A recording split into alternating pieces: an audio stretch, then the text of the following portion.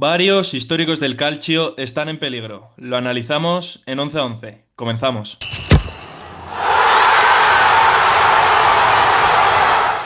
¿Qué tal a todos? Muy buenas. Nos volvemos a centrar en el fútbol internacional, que la verdad que aquí en el canal lo habíamos dejado un poquito apartado, ¿eh? Porque, claro, como Dani y yo estamos también ahí con el enganche, que prácticamente es 100% fútbol internacional, o bueno, últimamente estamos tocando también cosas a nivel nacional, pero como nuestro foco es sobre todo a nivel extranjero, pues claro, aquí en 11 a 11 lo hemos dejado de pasar desapercibido y ahora en Navidades, que son fechas en las que sobre todo nos centramos mucho en el fútbol internacional, sobre todo en Inglaterra y en Italia, diría yo, pues qué mejor que con un protagonista de lujo. Pero antes de irme con él y explicar la temática del vídeo, que ya la he dicho ahí un poco en la intro, me voy como siempre con mi compañero habitual aquí en el canal. Dan Luis, muy buenas. Muy buenas, Iker, ¿qué tal? Pues bueno, en Navidad no hablamos de fútbol español precisamente pues porque no hay. Ojalá tener fútbol estos días, pero me da que nos tenemos que ir a Italia y a Inglaterra en este caso para seguir viendo fútbol y seguir disfrutando del calcio, Iker.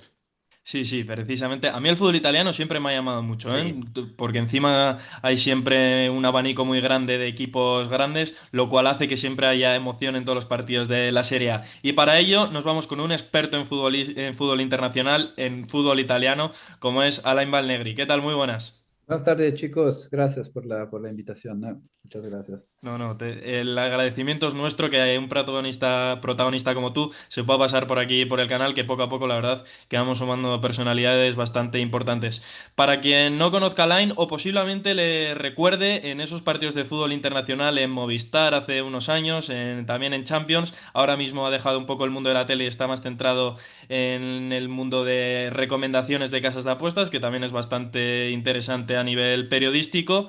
Claro, Alen, lo hemos comentado en la introducción, nos vamos a centrar en los históricos del calcio que ahora mismo están en peligro.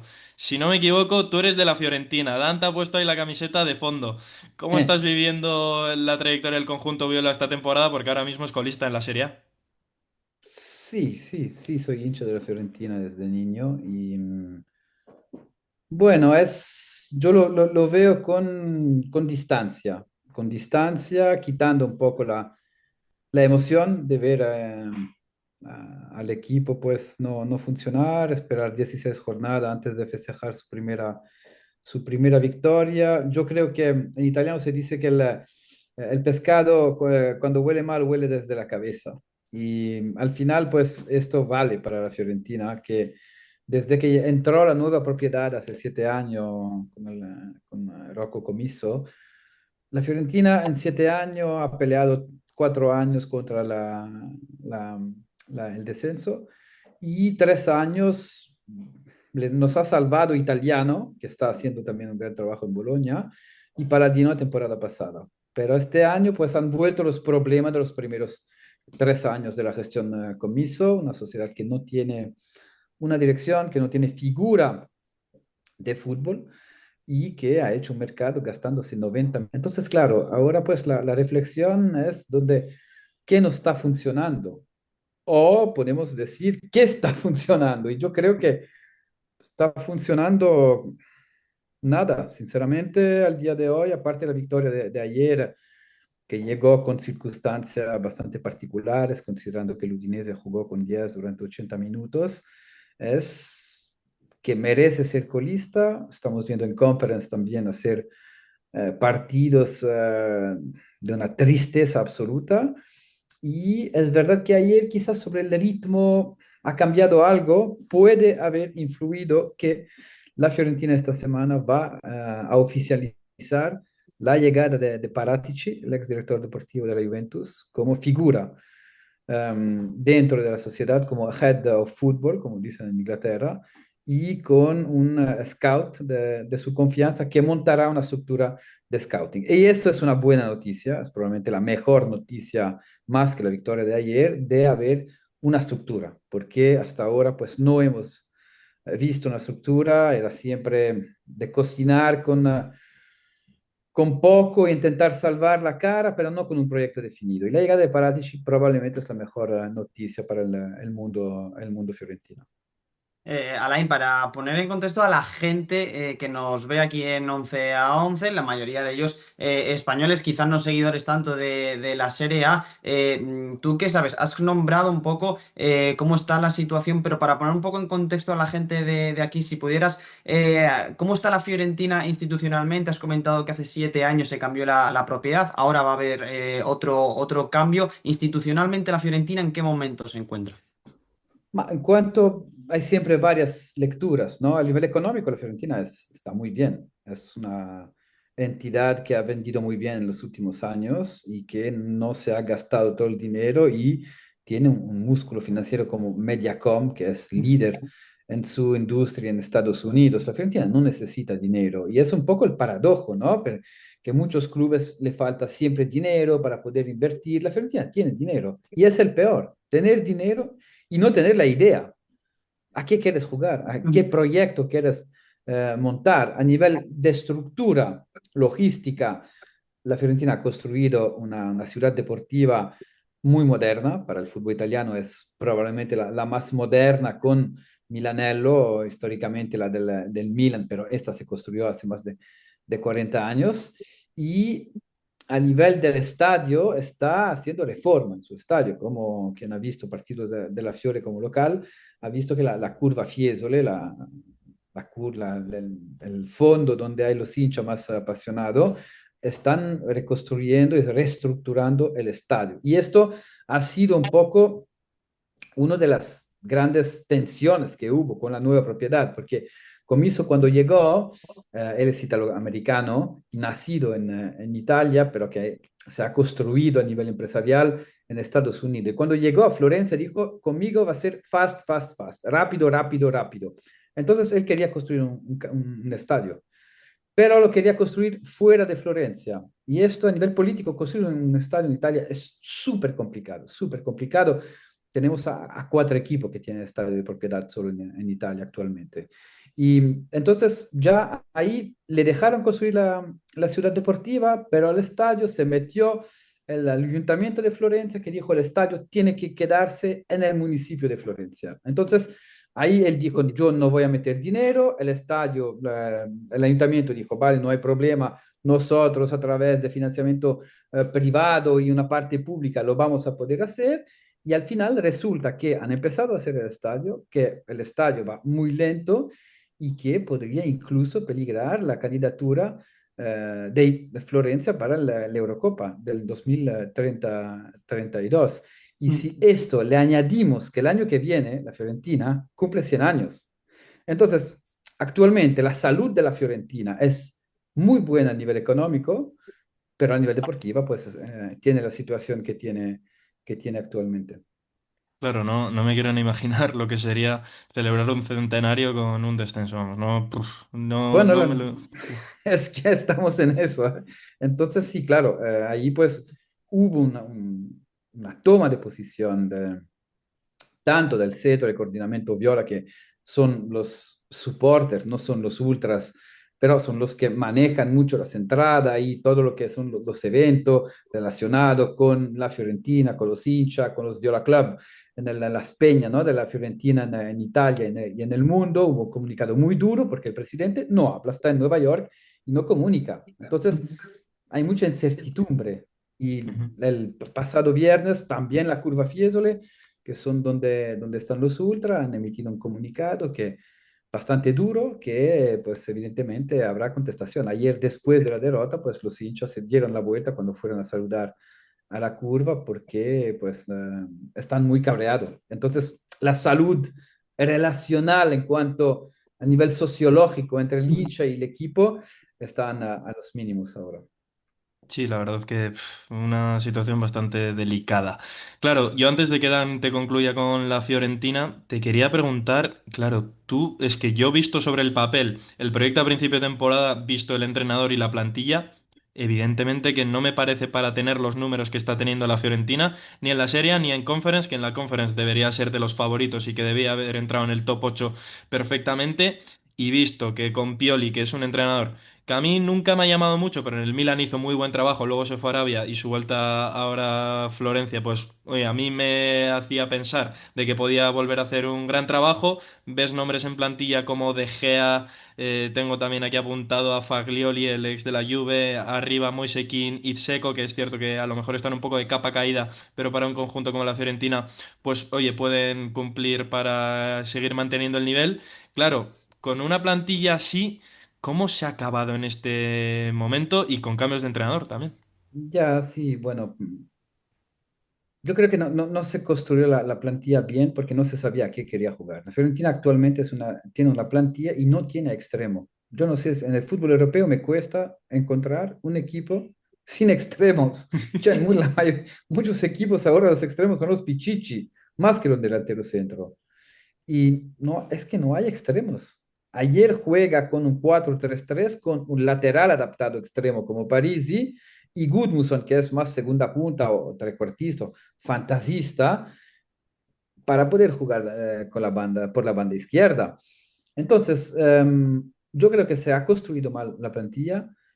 Pioli, yo nunca he sido de Pioli. En Italia yo trabajo con una radio cada día y siempre he sido muy crítico. Se burlaban de mí en verano porque me decían, pero ¿cómo 90 millones Pioli? Digo, Pioli ganó en el Milan gracias a la llegada de Ibrahimovic. Eso es verdad. Si Ibra nunca hubiera llegado a Milano, Pioli probablemente hubiera quedado un par de meses a Milán. Yo recuerdo, antes que Ibra llegara, hubo un Atalanta-Milan y el Atalanta le mete 4 o No, 5 no, al cinco, Milan, cinco. 5. Y ahí, pues, evidentemente, Pioli lleva un mes y medio o dos y decían, pero no va a llegar a Semana Santa. Y llegó Ibra y ahí cambió todo. Pero claro, le daba este carácter. Pioli llegó, no sabía a qué quería jugar. Hemos visto el inicio con la defensa de tres, que no funcionó en el pasado con Paladino, pero él la reproduce y después, al tercer partido contra el Como, él quiere jugar con la defensa de cuatro, con los extremos. Y dice, pero no tengo extremo. Digo, bueno, pero ¿quién hace el mercado? Entonces ahí yo creo que sí, se sufrió un poco de presunción, ¿no? Pensaban que habían llegado a 65 puntos el año pasado, que se iba a mejorar así fácilmente las cosas. Y al final, ¿cuántos futbolistas que ha fichado la Fiorentina este año son futbolistas que deciden de verdad? Yo no veo ninguno. El año pasado había De Gea que paraba y quien que marcaba, pero si no, en cuanto a contenido, la Fiorentina era un fútbol directo, muy conservador. Yo no me divertía. Me divertía por haber ganado al Inter, al Milan, a la Juve, que eran, no sé, décadas que no se ganaban los tres grandes la misma temporada. Pero en cuanto a contenido futbolístico, no era la Fiore de italiano. Y después, pues entras en una mala dinámica. Yo creo que Pioli entra mal en este vestuario que quería mucho a Palladino. De hecho, cuando echan a Pioli, la plantilla pide a Palladino y la entidad va sobre Vanoli y Paladino pues va a Bérgamo. Y ahí pues yo creo que Vanoli también entró difícilmente en el vestuario. Pero es verdad que entre el partido frente al Verona y el partido de ayer frente al Udinese hemos visto un equipo ya que juega con otro corazón, con otra determinación. Ayer que es claramente el mejor partido y ahora se espera confirmación el sábado a Parma, que es un partido muy delicado porque Fiorentina sigue colista y necesita sumar. Sí, Alain, vamos con eso para cerrar el tema Fiorentina. Se va a Navidad colista con 9 puntos. Si es verdad que ha ganado el último partido. Han tardado 200 y pico días, me parece, en ganar un partido de los últimos 16. Los datos son abrumadores. Tú, como Viola, después de esta victoria, ¿cómo lo ves? ¿Crees que hay capacidad de reacción? ¿Crees que la Fiore va a conseguir la salvación? ¿Va a darle la vuelta a esta situación? Hay todavía muchos partidos. Sinceramente, yo creo que el equipo tiene el potencial técnico para poder salvar la categoría. Ahora hay que entender si tiene el potencial caracterial, porque ahí cuando estás ahí por abajo, hay muchos equipos con alto nivel técnico en todos los países que acabaron bajando porque tenía esta carencia.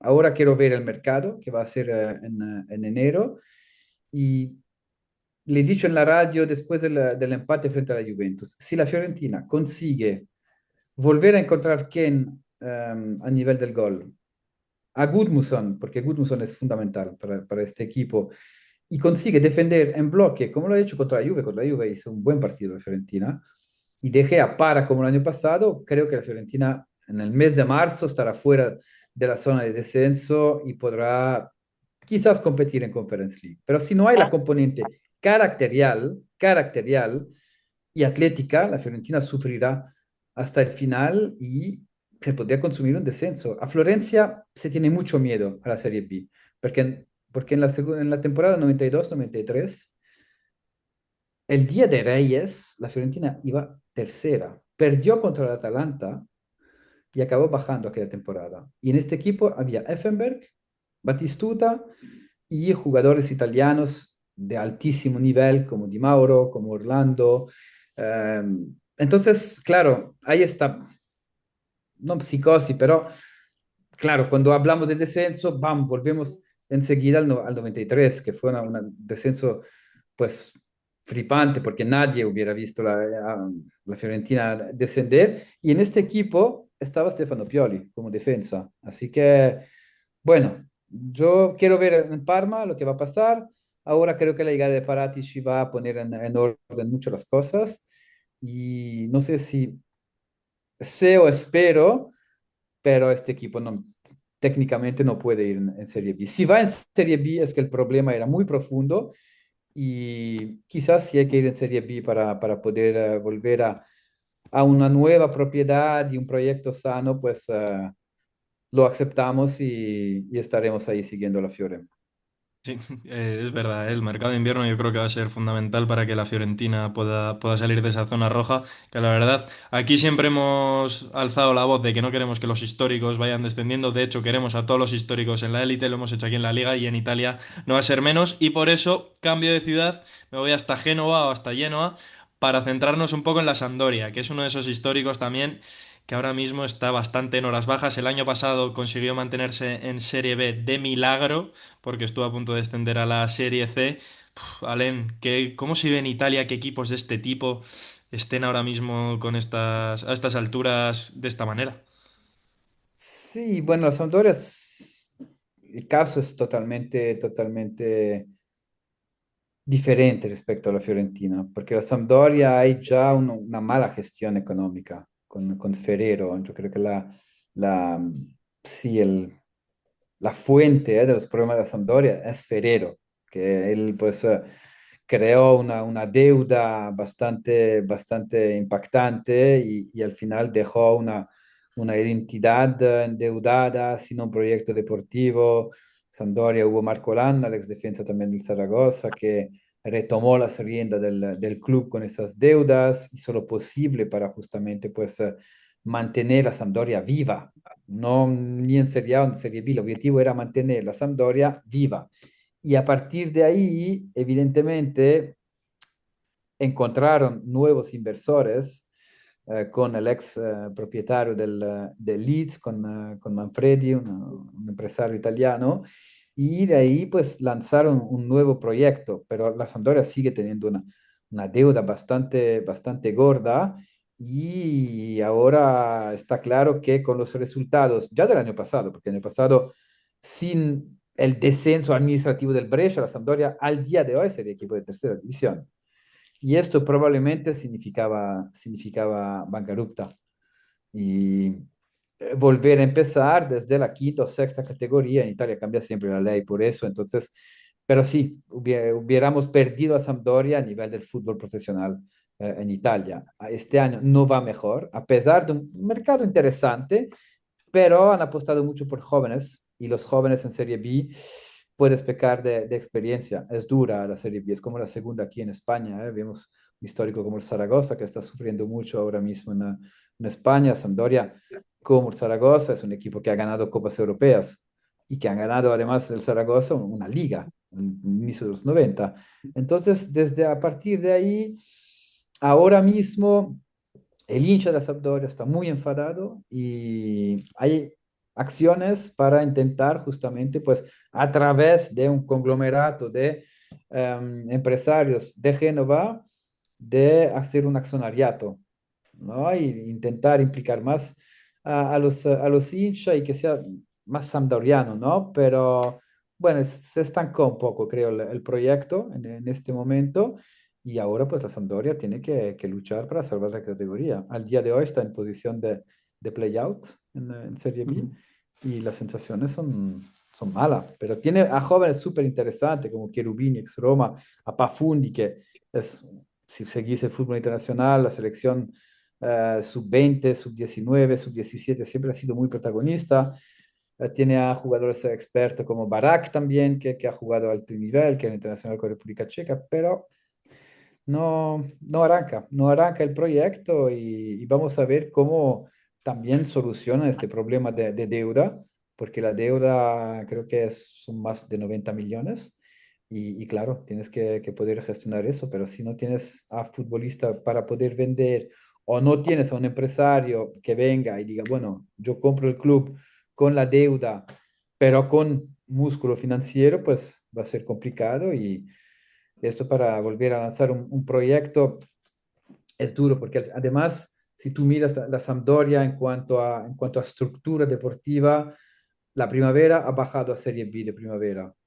El equipo de Chica ha bajado en Serie B. También es una crisis deportiva. Si tú eres un club que sufre a nivel económico y no tienes cantera para poder valorizar a los futbolistas, intentar venderlos y hacer plusvalía que te permitan salir adelante, ahí es complicado. Y en este momento, pues desde fuera, no soy de Génova, no soy absolutamente hincha de Sampdoria, os doy lo que leo en los medios principales, pues es la situación actual de la gloriosa Sampdoria. Alain, esto, claro, el problema de la Sampdoria, tú lo has comentado con el tema del Zaragoza, en España es un tema desgraciadamente común, que no solo le ha pasado al Zaragoza, el Murcia, el Depor, el Málaga, el Racing, todos son equipos que han tocado la tercera división en este caso, desde que todos estos equipos se convirtieron en empresas. Sí es verdad que el fútbol ha evolucionado y esto hay que aceptarlo. ¿Este problema en Italia es también común? ¿Es algo real o es un caso aislado en la Sampdoria? Bueno, hay bastantes, ¿eh? Hay bastante. La lista es larga, ¿eh? De hecho, la Fiorentina bajó a cuarta división, hace un poco más de 20 años, porque tenía deudas con 30 millones de euros, pues la bajaron a Serie C2, que antes habían cuatro categorías de fútbol profesional en Italia, y bajó y tuvo que empezar desde nuevo, desde la C2. El Toro pasó por eso, el Genoa. Bueno, equipos importantes. La Juve bajó por un tema de corrupción con los árbitros, pero bajó. El Napoli también hizo quiebra y volvió a empezar desde la Serie C. Es que al final es siempre igual. ¿Quién controla eso? Ya al día de hoy tienes a clubes que tienen deudas de billones, no millones, billones, y pueden hacer mercado, pueden fichar. El órgano de control del fútbol europeo, para mí, no es objetivo y no hay una regla fija. Se adapta la regla a cada club. Y esto, por ejemplo, el deporte americano no existe. El deporte americano pues está con las reglas muy claras a nivel económico. Y esto, si tú no encuentras a gente que está dispuesta a perder dinero, porque el negocio del fútbol, si analizamos el top 5 europeo, ¿cuántos equipos consiguen acabar las temporadas en positivo? Ya hasta un Sevilla, si tú miras el Sevilla con Monchi, ¿cuánto dinero facturaba el Sevilla? Y que Ujú. ahora tú escuchas que el Sevilla tiene esta deuda, dices, pero ¿dónde ha pasado el dinero? Entonces, podemos ponernos la reflexión de decir cómo te mantienes en el fútbol. ¿Qué es lo que te mantiene? Te mantiene vender futbolista y entrar en Champions. Si no hay eso, o tienes un presidente que tiene dinero, o tienes una cantera hiperproductiva, si no, es difícil. Y esto lo acoplamos con mala gestión deportiva, como muchos clubes, y tenemos lo que tenemos. Entonces, sí, todos han pasado por problemas financieros en Italia, excepto quizás la Juventus, porque tiene a una familia atrás potentísima, pero hasta el Milan y el Inter, si tú miras sus cuentas, tienen deudas que asustan. Y bueno, pues esa es un poco la tónica. Luego no soy economista, pero impacta de leer que tengan tantas deudas y de vez en cuando tienes a un club que bajan por razones administrativas porque tenía 20 millones de deuda. Dices, wow, pero esto no es una regla que vale que vale para todos. Sí, la verdad que sí. Es que hay veces que se habla del dinero en el fútbol como si estuviéramos hablando de cacahuetes o de pipas. Es una auténtica pasada en ese aspecto. Claro, yo para ir cerrando el vídeo, un poco con lo que has comentado aquí ahora, claro, quizás no sé si la mala cabeza de los empresarios o mala gestión con varios clubes italianos ha llevado a que también hay varios históricos en la Serie C, como bueno, el Brescia que ahora mismo se ha tenido que reconstruir. Tú has comentado antes que la temporada pasada descendió porque desapareció el mítico Breccia en el que han jugado Pirlo, Guardiola, incluso Balotelli, para quien se acuerde. Pero vemos también equipos en la Serie C como la Ascoli, el Perugia, el Livorno.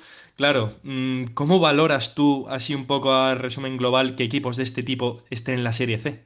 Sí, la Regina, el Catania, la lista es muy larga. El Palermo, que ahora se está reconstruyendo porque tiene al City Group atrás, pero la lista es larga, es muy larga y han sido plazas en Italia que han jugado a altísimo nivel, incluso en Europa. El mismo Chievo Verona, que fascinaba a todo el mundo, tuvo que empezar desde el fútbol amatorial, jugó en Champions el Chievo, ¿eh? Fue un playoff, pero bueno, estaba en Champions.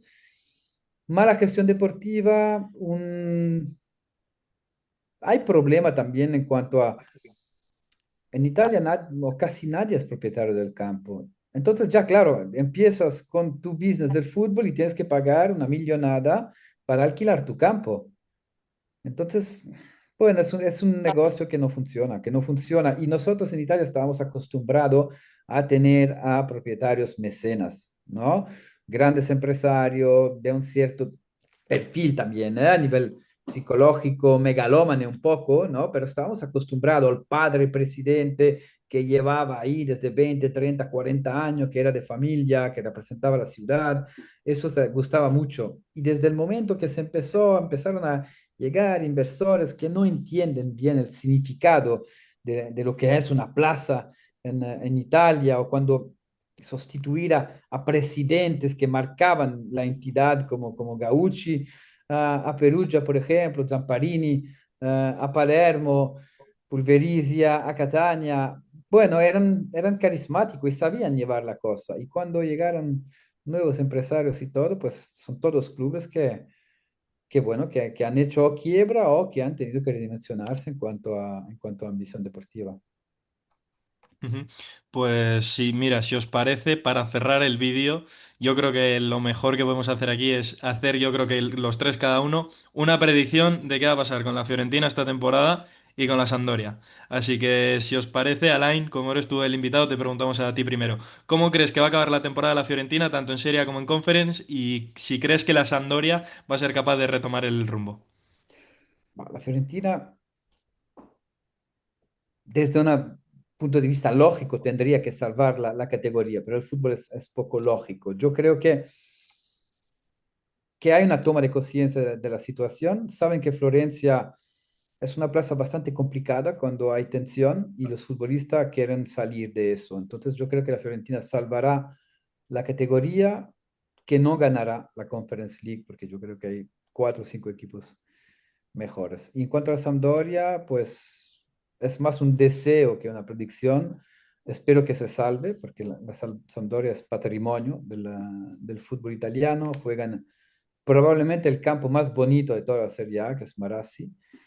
Y quiero volver a ver el derby de Génova, que es uno de los mejores derby que hay en el fútbol italiano. Ojalá verlo, porque es un derbi que lo hemos hablado ya varias veces con José David López Iker, un derbi precioso. Yo, en cuanto a la Fiore, creo que después de esta victoria, ¿no? Y de soltarse ahí un poco ese lastre de llevar 16 partidos, 200 y pico días, que es una locura. Oye, creo que tiene equipo y tiene capacidad para salir de esos puestos de descenso. La Conference, no sé hasta qué punto le conviene o no a la Fiore seguir centrándose en Conference, porque claro, por un lado está él, que es una competición que a pesar de que, como has dicho tú, Alain, haya cuatro equipos mejores que la Fiori, tampoco es que los equipos que haya este año en Conference, claro, el líder va al Estraburgo, también está el Agre Atenas, el Sparta de Praga, el Rayo Vallecano. son equipos, yo creo que también asequibles para la Fiore y quizá que la Fiore ganase la Conference, claro, ese paso a Europa League económicamente también le favorece, pero como tú has comentado antes, Alain, económicamente no es el problema de la Fiore, entonces no sé hasta qué punto le puede convenir a la Fiore seguir avanzando en Conference y centrarse en salir de esos puestos de descenso que yo creo que sí va a salir de ellos. Y en cuanto a la Sampdoria, pues me sumo a tu deseo, Alain, porque ojalá ver a la Sampdoria en Serie A pronto, pero yo no sabía de la situación. Obviamente le ves en descenso o le ves en puestos de play-out y dices, algo está pasando, ¿no? Pero tú, que has venido hoy aquí y nos has comentado un poco cuál es la situación institucional de la Sampdoria, pues obviamente después de lo que nos has comentado, pinta feo. Y me sumo a tu deseo de que, oye, ya sea fuera de descenso o consiga esos puestos de play-out para pelearlo hasta el final, una permanencia y que pronto verle otra vez en primera. Sí, la verdad que estaría guay. Lo he comentado antes, yo soy muy de los históricos en las primeras divisiones y por ello deseo que la Fiorentina ascienda. Tengo ahora mismo la clasificación delante. Son 9 puntos de margen con el playoff. No sé si le puede llegar a dar, tiene una vuelta entera. Ojalá que sí. Y yo apuesto por ver a la Sampdoria en esos playoffs de que le puedan dar el regreso a la Serie A porque yo me fío de lo que ha comentado Alain, que oye, que tienen buena plantilla y que de esta manera puedan intentar regresar a la Serie A. Y respecto a la Fiorentina, yo creo que hay una cosa ahora mismo que me invita mucho al optimismo de que puedan retomar la situación, que es la llegada de Paratici y sobre todo en este mercado invernal, porque en la Juve hizo un trabajo muy bueno, en el Tottenham es cierto que no salió de la mejor manera, pero me acuerdo también que fue cuando llegó Conte al Tottenham, si no me Ujú. equivoco. Entonces yo creo que a un equipo como la Fiorentina le puede dar ese vuelco a la situación y de esta manera poder salvar holgadamente y en la Conference yo creo que ya le toca, son, si no me equivoco, dos finales perdidas, unas semifinales también con el Betis. Yo creo que la Fiorentina se ha vuelto en ese equipo experto en la Conference y yo creo que ya toca una alegría. Y en la Conference es un poco similitud al Betis el año pasado, que tampoco empezó muy bien y mira luego al final que llegó a la final, lo que pasa que se encontró con el Chelsea. Así que nuestras apuestas son muy optimistas, esperemos que las predicciones a final de temporada se cumplan y sobre todo para felicidad de Alen. Así que Alen, espero que hayas estado muy a gusto en este paso por 11-11 y que te volvamos a llamar próximamente. Cuando quieras, un gusto, chico. Gracias por la llamada. Pues ahí está, la verdad que nos ha desglosado la situación un poco de históricos del fútbol italiano ahora mismo a la Sí. perfección. Así que Dan, recuerda a la gente lo que tiene que hacer para que siga creciendo el canal. Ya tocaba hablar del fútbol italiano, que no recuerdo así un vídeo en 11-11 centrándonos mucho en fútbol italiano. Nada, recordad a la gente que se suscriba, que le dé like, que active la campanita y que vamos a por esos 700 suscriptores. Efectivamente. Así que nos vemos en la siguiente entrega, que esperamos que sigan llegando invitados de este estilo, porque tenemos Dani y yo muchas ideas ahora en la cabeza para los próximos meses. Así que nos vemos en la próxima. Un abrazo. Adiós. Chao.